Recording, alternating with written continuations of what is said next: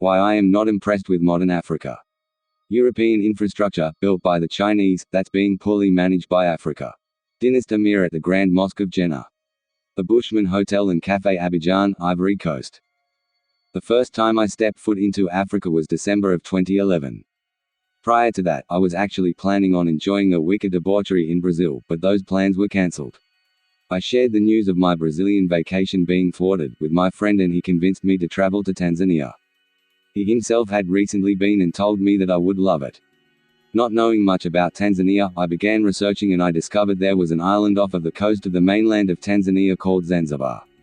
Zanzibar at the time was also the name of a popular nightclub in Santa Monica, California. With that, I decided to go. I landed in Dar es Salaam, Tanzania at the Julius Nyerere Airport. When I exited the airport, I was expecting to experience culture shock, but for the most part, that wasn't the case. The only difference was that the locals spoke a different language. I was expecting to see African culture on full display. Instead, I saw skinny jeans, knockoff Gucci shirts, a pair of Supreme penny loafers, Supreme doesn't make those, and bad weaves and hair wigs. At the time, I was living in Los Angeles, having just moved from Atlanta, Georgia. Atlanta is the epicenter of skinny jeans and weaves. So why would I travel all the way to Africa, only to see hair weaves and skinny jeans, when I see that on full display in Atlanta all the time? I immediately asked a local where I could experience some African culture. He responded, "Go to Arusha," which I did. I had the opportunity to spend time with the Maasai, and it was the experience of a lifetime.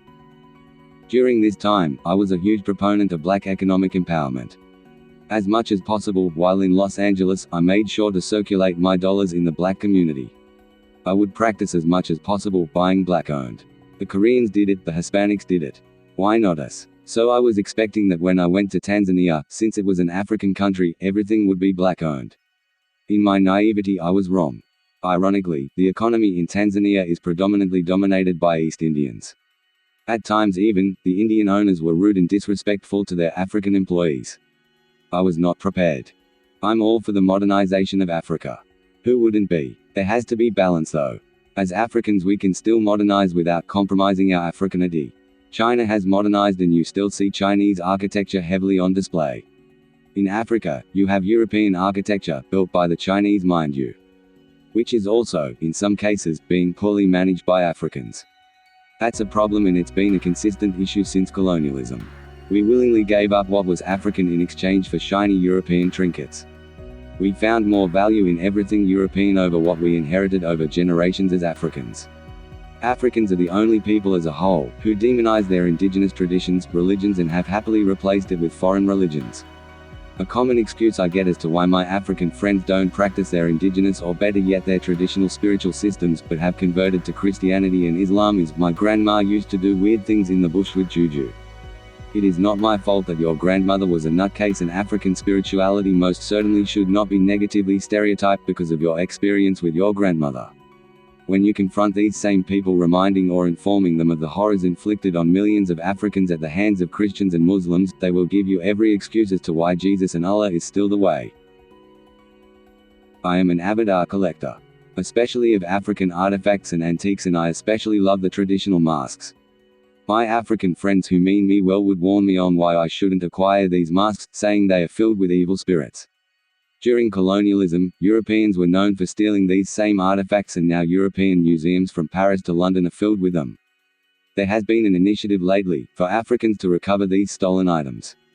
My response to my friends who mean well is, if the masks are haunted, then why haven't any of the European institutions that house these stolen items been cursed? They have no intelligent response. What do these examples have to do with the subject at hand? It's all connected. Since many of us do not find value in our very own culture, we have become very impressionable. We will consider any culture superior once they are able to produce any type of ornaments that they deem have value. Because of this, anything European is considered superior, and we don't find the value in using African ingenuity to build. Therefore, we defer to Chinese labor and just manage the finished product. As Malcolm X said, we were taught to hate ourselves, but this mindset is changing. There is a global change in the collective African identity. Africans are starting to realize that we can balance being African and modernizing Africa. If you are ever in Abidjan, Ivory Coast, there is a hotel called the Bushman Hotel and Café. The property mixes modernization with Africanity perfectly. You also have the BCEAO Tower in Bamako, Mali. I have had the opportunity to lay eyes on this amazing structure when I visited Mali a few years back. In the past we had the walls of Benin which outstretched the Great Wall of China. There are many more examples that can give you an idea of how African architecture and infrastructure superbly outdoes its European or other foreign counterparts. A Senegalese comedian once said, "We should not compromise our Africanity in the name of modernity." And I agree. Essentially, having an unapologetically African mindset is key during this period of modernity. Incorporate Africa into everything you do. If not, there will be no Africa for our future African generations to inherit. Yes, the physical place called Africa will still exist, however, the culture will be lost. In the words of the late great Marcus Garvey, a people without knowledge of their past history, origin and culture is like a tree without roots. Written by Dynast Amir. Dynast Amir Amir is connecting the diaspora to Africa through art, commerce, media, and culture. The Omo Oba of Ororuo, Nigeria. www.dynastamir.com